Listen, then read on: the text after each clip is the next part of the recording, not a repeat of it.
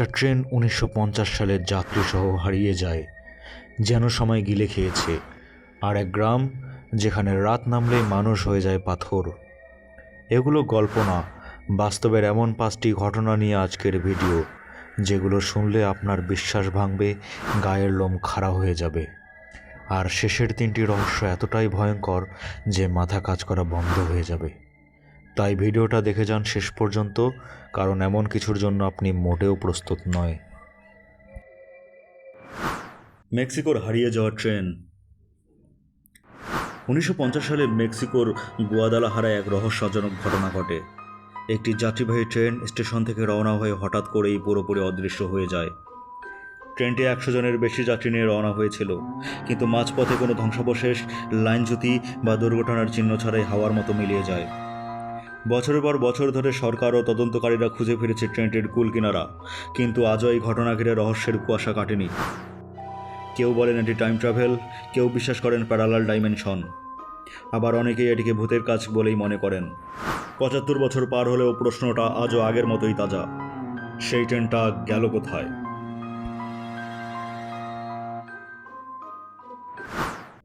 রাত নামলেই মানুষ পাথর। একটা গ্রাম যেখানে সূর্য ডুবলেই শুরু হয় এক অদ্ভুত কাহিনী।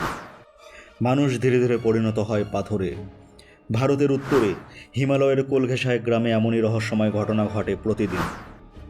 দিনের আলোয় সবাই স্বাভাবিক, চাষাবাদ করে, হাঁটে, কথা বলে, কিন্তু সন্ধ্যা নামতেই শরীর জমে যেতে শুরু করে। পেশিগুলো শক্ত হয়ে যায়, আর কয়েক ঘন্টার মধ্যেই তারা একেবারে নির্জীব, একখণ্ড পাথরের মতো পড়ে থাকে। ভোর হলে আবার তারা ধীরে ধীরে স্বাভাবিক অবস্থায় ফিরে আসে। বিজ্ঞানীরা একে ফাইব্রোডিসপ্লাসিয়া বলে চিহ্নিত করেছেন, যা অত্যন্ত বিরল এক জেনেটিক রোগ। তবে পুরো গ্রামের এত মানুষ একসাথে কেন আক্রান্ত, এই প্রশ্নের উত্তর আজও অজানা। এই গ্রাম যেন নিজেই এক জীবন্ত রহস্য।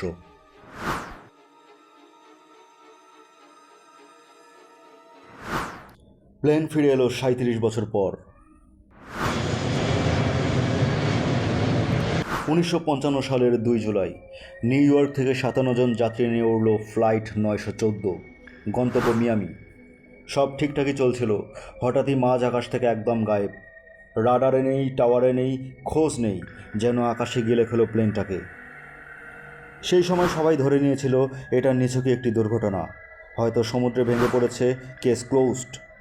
কিন্তু 37 বছর পর 1992 সালের এক সকালে ভেনিজুয়েলার কারাকাস এয়ারপোর্টে ঘটে গেল ইতিহাসের সবচেয়ে অদ্ভুত ঘটনা। একটি অচেনা প্লেন হঠাৎ রানওয়ের ওপর ভেসে উঠল। কন্ট্রোল টাওয়ারে যোগাযোগ করলো পাইলট, বলল, আমরা নিউ ইয়র্ক থেকে রওনা হয়েছি আজ 2 জুলাই 1955। সাথে সাথেই হইচই পড়ে গেল এয়ারপোর্টে।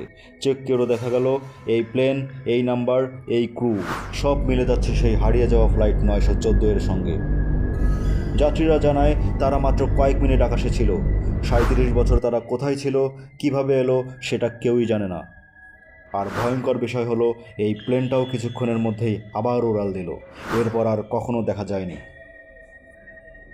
এটা কি টাইম ট্রাভেল, নাকি কোনো প্যারালাল ইউনিভার্স? সত্যি কি সময়ের একটা গোপন দরজা আছে? ভবিষ্যৎ বলতে পারা মেয়ে। রুথ নামের এক মেয়ে আমেরিকার টেনেসিতে জন্ম নেয় 1970 সালে। মাত্র 4 বছর বয়সে সে তার মায়ের কাছে বলে, আমার বাবার গাড়ি একদিন পেছন দিক থেকে আঘাত পাবে, আর সে আর কখনো হাঁটতে পারবে না। মা হেসে উড়িয়ে দেয়, কিন্তু কয়েক মাস পর এক বিকেলে বাবার গাড়িকে ট্রাক পেছন দিক থেকে ধাক্কা দেয় এবং তার পেটের হাড় ভেঙে যায়। বাকি জীবন তাকে হুইল চেয়ারে কাটাতে হয়। এরপরে রোদ বহুবার অদ্ভুত সঠিক কথা বলেছে, এমনকি এক আত্মীয়ের মৃত্যু ও স্থানীয় এক ঝড়ের আগাম সংকেতও দিয়েছিল সে। তখনকার কিছু স্থানীয় পত্রিকায় এই ঘটনা ছাপাও হয়। কিছু প্যারাসাইকোলজিস্ট তাকে নিয়ে গবেষণাও শুরু করে। তবে বয়স বাড়ার সঙ্গে সঙ্গে তার এই ক্ষমতা হঠাৎই হারিয়ে যায়। আজও কেউ জানে না কেন বা কিভাবে।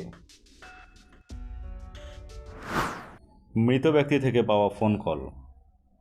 2008 সালে আমেরিকায় এক ট্রেন দুর্ঘটনায় নিহত হন চার্লস পেক নামের এক ব্যক্তি।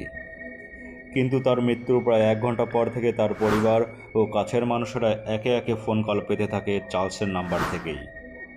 মোট 35টি কল আসে। কেউ ধরলেও পাশে কেবল ফিসফাস, কষ্টের নিঃশ্বাস, কোনো কথা হয় না। কিন্তু যখন তার মরদেহ পাওয়া যায়, তার ফোনটা ছিল একেবারে চূর্ণ বিচূর্ণ। যা দিয়ে কোনোভাবেই কল করা সম্ভব ছিল না। তাহলে কে করেছিল এই কলগুলো? চার্লস নিজে, নাকি কিছু অলৌকিক? রহস্যময় ঘটনাগুলো আপনাদের কেমন লেগেছে তা কমেন্টের মাধ্যমে জানান। পরবর্তী ভিডিওর জন্য চ্যানেলটি সাবস্ক্রাইব করুন, বেল আইকনে প্রেস করুন।